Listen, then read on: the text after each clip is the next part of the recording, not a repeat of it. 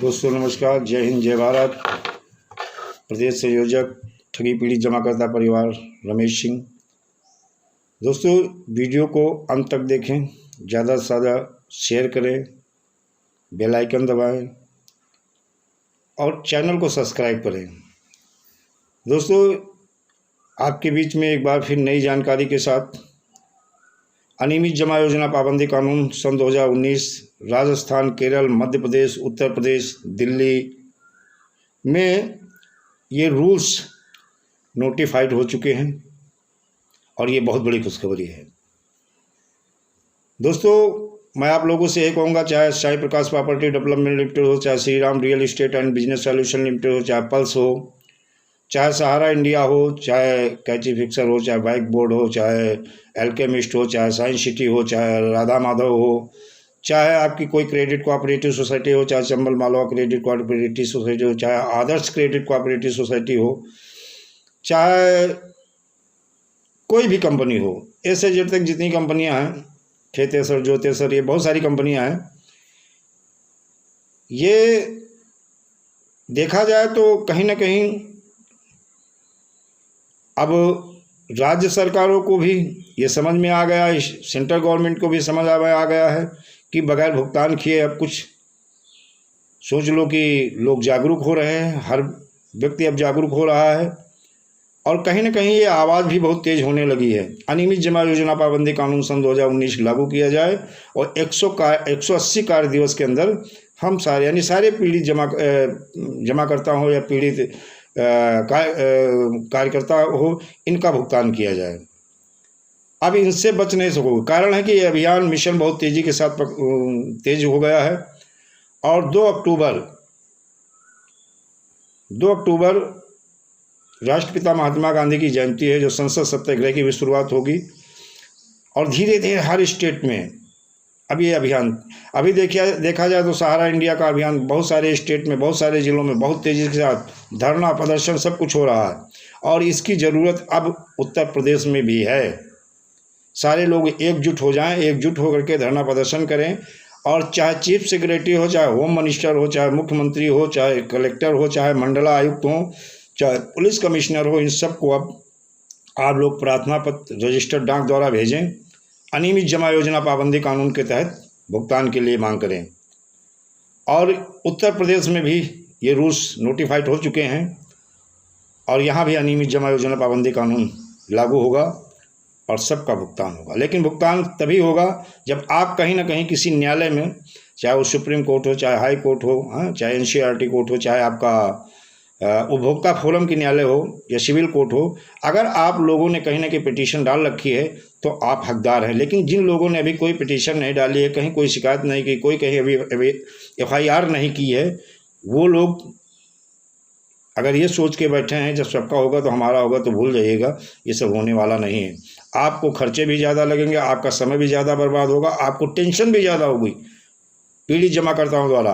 तो दोस्तों अभी जाग जाइएगा, हो सकता है इसके बाद हमारे पास भी टाइम न हो। हमारा संगठन भी बहुत तेज़ी के साथ, गति के साथ आगे बढ़ रहा है और जल्द ही धरना प्रदर्शन ये सारे शुरू होने जा रहे हैं और जल्द ही इसी महीने में हमारे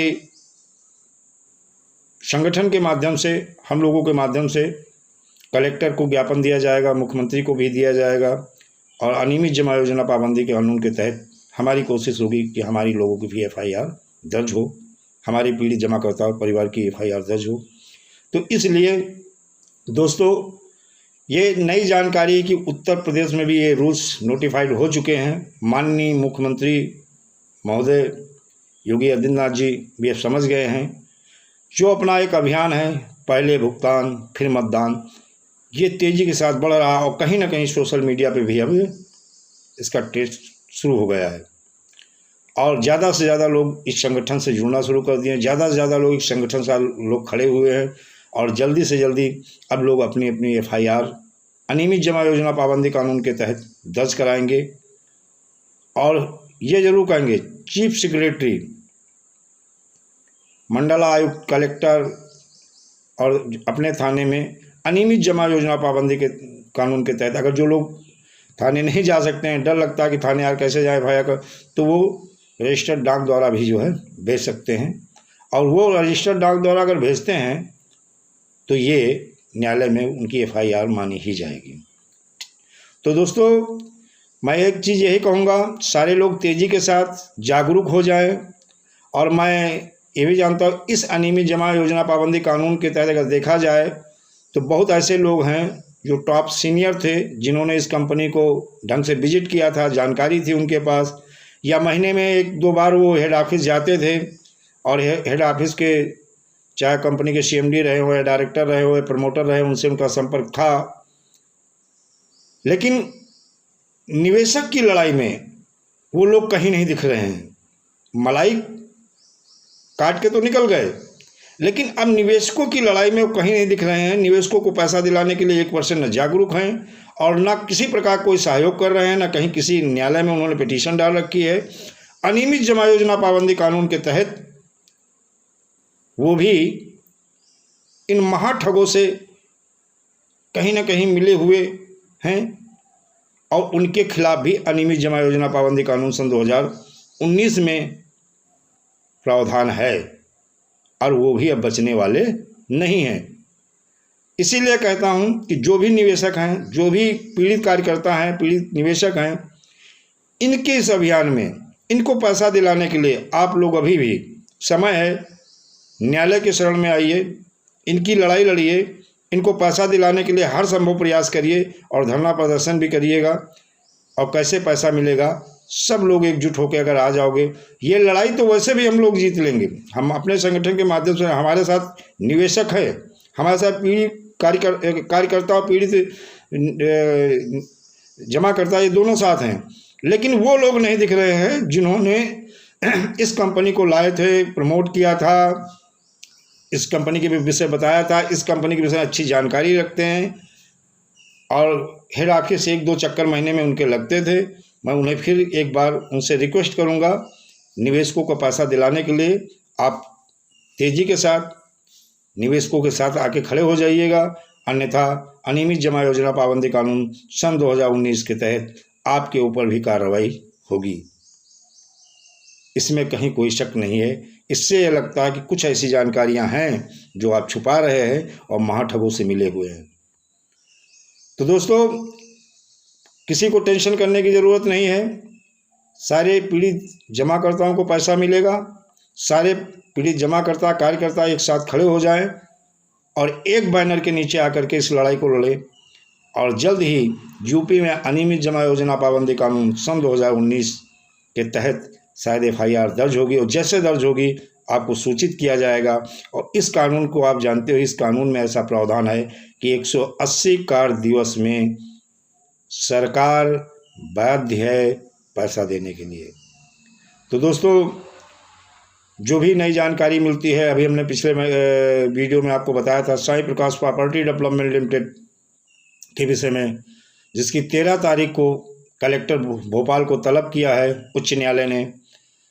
अधिवक्ता हरिनारायण मिश्रा द्वारा जानकारी दी गई थी और इसकी पैरवी कर रहे हैं। सन 2016-17 से वो इस केस की पैरवी कर रहे हैं और लड़ रहे हैं और अभी भी निरंतर वो पैसा दिलाने के लिए प्रयासरत हैं। तो दोस्तों, जैसे जैसे जो भी जानकारी आपको आएगी मेरे पास, वो आपको देते रहेंगे।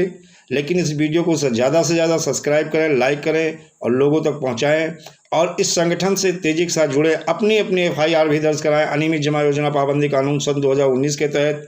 कलेक्टर को भी इसी के तहत जो है आप पत्र लिखें, यानी और जो मंडला आयुक्त हैं, कमिश्नर हैं और मुख्य सेक्रेटरी जो आपके मुख्य सचिव हैं, उनको भी एक पत्र लिखे और मुख्यमंत्री महोदय के वहाँ भी जो है लिखे, अनियमित जमा योजना पाबंदी कानून के तहत ही। और दोस्तों, जल्द ही उम्मीद है कि हम लोग ये जो लड़ाई है बहुत तेज़ी के साथ आगे बढ़ रही है, संगठन बहुत तेज़ी के साथ आगे बढ़ रहा है, पीड़ित जमाकर्ता काफ़ी आपके साथ जुड़ते जा रहे हैं। आने वाले समय में एक आंदोलन, बहुत बड़ा आंदोलन होगा और सन 2024 के पहले पहले सारे लोगों का भुगतान करने के लिए सरकार बाध्य हो जाएगी। अगर भुगतान नहीं तो किसी प्रकार का कोई मतदान नहीं। ये सारे लोग दृढ़ संकल्प लेकर के हम लोग एकजुट हो जाएं, सरकार भुगतान करने के लिए बाध्य होगी। और करना ही पड़ेगा।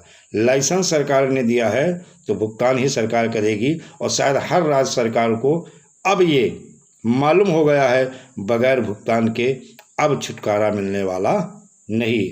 दोस्तों, वीडियो को ज़्यादा आगे न बढ़ाते हुए यही अपनी वाणी को विराम देंगे। जय हिंद, जय भारत, वंदे मातरम।